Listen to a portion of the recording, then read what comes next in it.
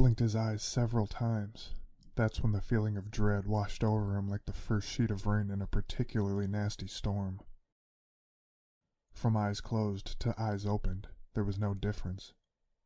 He was surrounded by pure darkness, unable to see even his hand when it was nearly touching his nose.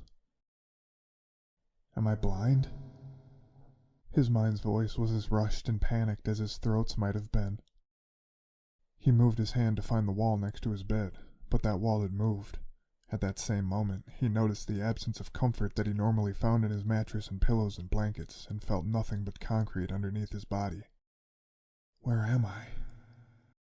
He sat up and felt around him, his hands landing on pebbles here and there.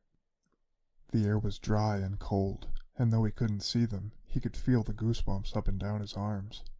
He planted his hands on the ground and pushed himself up, his legs unsteady from fear and unfamiliarity.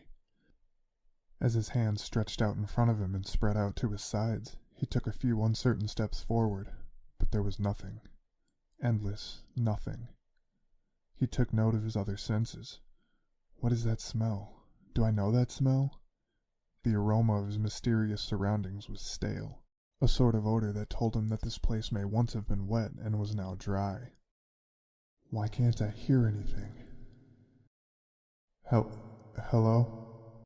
He said to no one in particular. At least now he knew that he wasn't deaf as well as blind. His feet moved a few inches forward, one after the other, and he was suddenly thankful that, however he'd gotten into this predicament, he'd been afforded his shoes. The small rocks he could feel through their soles would have surely ravaged the bottoms of his bare feet. He continued stuttering forward, slowly moving his arms around, feeling for something, anything. But it was his right foot that found something first. The toes of his shoe hit something as he took a tiny step forward, and that something made a metallic sound as it seemed to roll a short distance away. He dropped to his knees and began hurriedly feeling around the ground for whatever he'd nudged away with his foot. As his palms repeatedly slapped the concrete, he finally felt something resting upon it, cold and cylindrical. A flashlight! His thumbs scoured the chilled metal in search of a means of turning it on. Finally, a soft rubber protuberance depressed, and his dark world was cast alight. The bulb in the flashlight was struggling to stay alive, its once bright beam reduced to a dim, pale yellow glow that crept only a few feet in front of him. Well, better than nothing, I guess. He shined the light around him and was disheartened that for as far as the faint illumination reached, still only darkness followed. With the light, his steps began to cover a bit more distance, though he was still disoriented by not having any sense of direction. His head stirred as he watched the ground in front of him, flashlight in his left hand, still feeling around him with his right. Small, weak rocks rolled under his shoes as he stepped forward, small clumps of dirt becoming dense piles. There's no wind. He determined that he must be indoors. He followed his familiar tactic of taking small steps whilst feeling around for a wall, a door, anything, and flashing the light around him with that same goal. His fear was palpable, his skin damp with sweat, his breathing sharp and shallow. With the aid of the feeble light, he was able to see that indeed the faintest sight of his breath escaped his mouth when he exhaled. He wandered for what seemed like an eternity, until the fingertips on his right hand brushed against something upright. He shined the dying flashlight to his right and found a chain-link fence to be separating him from more endless darkness, though opposite the fence the ground was no longer dirty concrete, but ankle-high grass tipped with drops of dew. He pointed the light upwards, hoping to see a point over which he could climb, but to his dismay, the fence stood taller than his weakening flashlight could illuminate. He continued on his way, towards nowhere in particular, using the fence as his guide. He sporadically shined his light about the area, attempting to get an idea of even the size of the location he was in, but it was no use. He picked up a small pebble and threw it as hard as he could in front of him, but he heard it land and skip across the concrete, a quieting patter of tsk, tsk, tsk, which told him it hadn't hit a vertical surface. Beyond the fence, the field of low grass stretched past where eye and light reached, and above him was void of anything but more harrowing darkness. The goosebumps on his arms came and went, though his environment got no less frigid as time wore on. Fence to his right, an abyss of pure darkness to his left, front, and rear. He continued taking his small steps, hoping to soon meet a wall, but that wall never came. What was that? He shined his light all around him, uncertain if he'd heard something or if his mind was just playing tricks on him.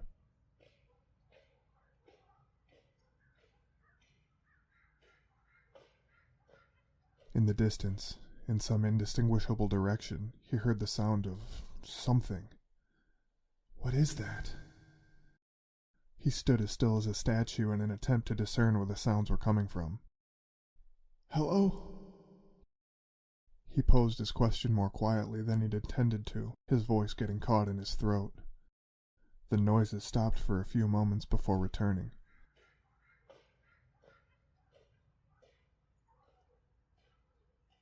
This time he was able to determine that the noise was coming from ahead of him and to the right.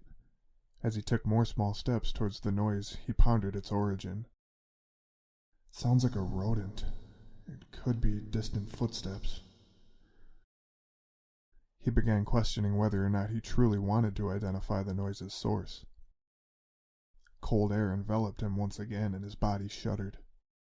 With the light illuminating the few feet in front of him, he pressed on forward with his fingers lightly grazing the linked metal chains of the fence, and before long the noise began getting louder.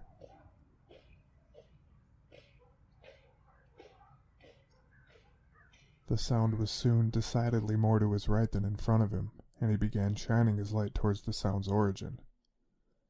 Still nothing but darkness.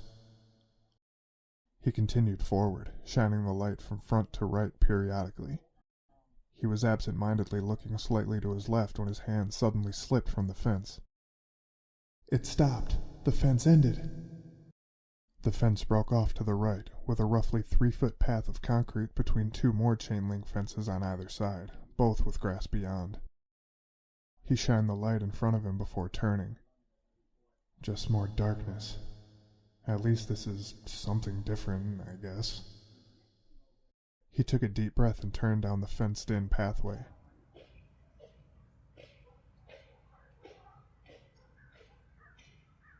The sound was now coming from directly in front of him, though he still couldn't tell just how far away it was.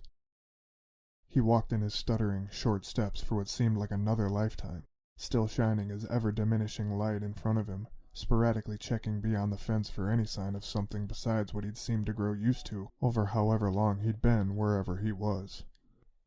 He moved his light from its most regular position of directly in front of his feet to directly out in front of his body and stopped in his tracks. When did it change? The fence was now visible only up to his thighs, with the rest of it rudimentarily covered with sheets of half-inch plywood. The wooden walls were marred by all manner of imperfections. Scratches, indiscernible graffiti, splinters, mud, dirt, and other grime covered most of every panel, which were fastened to the fence on either side higher than his light could reach, a light which seemed to be growing ever dimmer by the minute. He continued on his way down the path, which now seemed, somehow, even darker than before. What was that? He jumped forward, swearing he'd felt something touch the back of his leg. He shined his light at the ground on either side of the fence. Nothing. He pressed on, making sure to walk a bit faster. Ah! Another short leap forward, followed by another fruitless survey of the ground on either side of him. The sound was close now. He'd been walking so long he'd begun to ignore it. His breath plumed out in front of him in small clouds, his body in a constant shiver.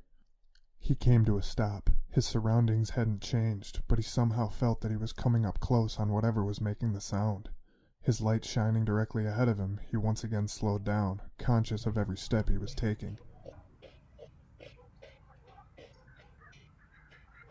He first noticed that the pathway broke off to the left as he surveyed the area in front of him.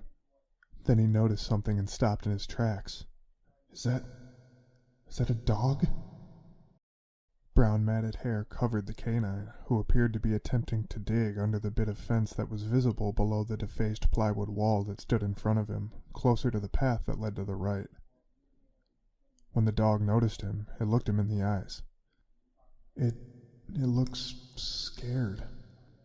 Never one to be afraid of dogs, he didn't immediately recoil. The dog was filthy, to be sure, but it had a kind look about it. Well, it doesn't look like it has rabies. Hey, puppy, he said in a light, calming tone, taking a few more steps forward, now nearly in line with the horizontal pathways, his back to the one leading left.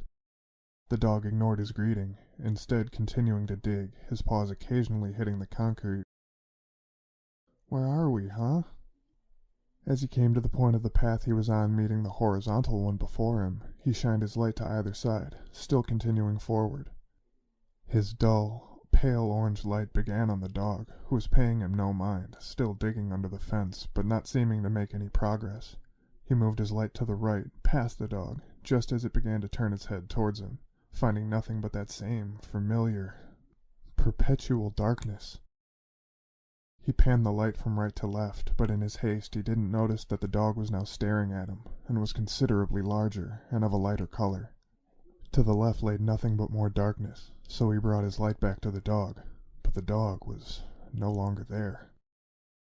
In place of the dog was now a woman of what must have been 70 years old, dark hair, greasy and tangled, hanging on the sides of her face. On her hands and knees, her pale, naked skin was blotchy with dirt.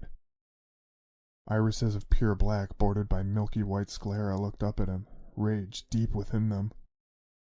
Yellow teeth were bared beneath dry, cracked lips, with frothy vapor escaping from her nose as she took quick, angry breaths.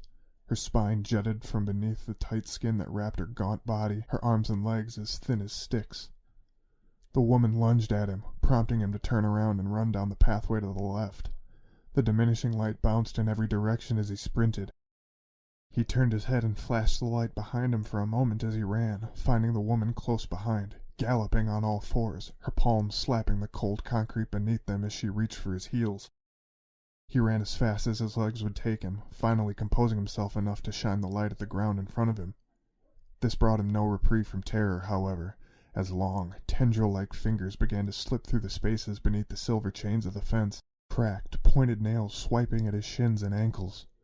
He nearly ran headfirst into the next plywood wall, but he was able to turn to the right just in time, and heard the feral woman slam into it, letting out a sickening shriek as she did. The plywood became fewer and farther between as he continued to run, still hearing the constant pat-pat of the rabid old lady's hands smacking the ground. Tendrils and fingers now reached through the fence at all heights, and without the plywood obstructing his view, he could see what they belonged to. As he ran, he saw animals of all kinds, dogs, bears, birds, deer, raccoons, buffalo, among countless others that looked like animals as he approached, but morphed into more filthy human beings as he came in line with them. The bears shifted to obese men with hairy chests, drool running from their lips as they bared their fractured yellow teeth. Deer turned to emaciated young women with dirt-ridden blonde hair, raccoons to slovenly infants. The one trait they shared were their fingers, long and bony with far too many joints, all reaching through the fence, all reaching for him. As he continued down the pathway with the old woman on his heels, the countless creatures on either side of him began howling and shrieking, constructing a symphony of unadulterated fright. He felt one of the woman's long, dirt-covered hands grasp at his ankle, just barely escaping her grip. He took a stride forward and took a chance by snapping his other leg back, as if to touch his heel to his backside, and felt the back of his foot connect with some part of his aggressor, resulting in another deafening shriek, one that was mimicked by the innumerable horrors that lied beyond the fences. Just then, his flashlight flickered, its frail orange tint sputtering its last bits of life. No! No, no, no! As he contemplated his impending demise whilst bolting down the treacherous, dread-flanked path, his light gave him only sporadic moments of reprieve from the engulfing darkness that at every moment threatened to swallow him whole. A burst of pale light highlighted a decaying flamingo to his left one moment, a tall, sickly, thin, pale man covered in dirt and sludge the next, a bison to his left one moment, an obese nude woman with a tongue that nearly reached the grass the next, all the while long, thin fingers with cracked, pointed nails building a wall in front of him, an endless void of black with reaching fingers ahead of him one moment, a door just ahead the next. He forced himself through the restraining fingers with the old woman's hands beginning to crawl up the backs of his legs, and in an instant, he was pushing himself through a plain, windowless plastic swinging door. He burst forward and landed on his stomach, and though dazed, he still felt the cold concrete that had been beneath him for what seemed like days. Then he opened his eyes. "I can see!" It was dark, to be sure, but it wasn't the perfect dark that it had been for so long before that moment. He saw brick buildings reaching towards the sky on either side of him, stars in that sky. The smell of the city slithered through his nostrils, while the bellowing squawks of the monsters he'd been running from were undercut by the sounds of traffic. The shock of his returning senses in their entirety subsided, and he scurried to his feet, turning around in search of the rabid woman. But in front of him now stood a nondescript brick building with a door that swung closed and latched, a set of long fingers and the sounds of terror retreating and ceasing as it did. He struggled to catch his breath, his mind a nausea-inducing amalgam of confusion, fear, and relief. He looked at the door, which now had a small window near the top of it. He looked around him, still not sure of his surroundings, but decided to look through the window. What just happened to me? Where the fuck have I been? What fucking day is it? Curiosity ravaged his mind. He took the same small steps he'd been taking through the darkness as he approached the door, and when he got to the window, he cupped his hands around his eyes and peered through. Inside, a factory ran like any other. Employees worked on an assembly line, moving indistinguishable parts from point A to point B to point C, and then out of his view. He scanned the area inside, looking for any hint of the horrors he'd just endured, but finding none. He took a few steps back, his head spinning. Just then, against the wall past the assembly line, past the machinery, past the factory's employees, stood a nude woman, brown, matted hair hanging down the sides of her face, yellow teeth bared over crusted, cracked lips, skin tight against starved body, fingers nearly touching the ground, and not a single person in the factory seemingly aware of her presence. He turned away and sprinted down the alley, never looking back.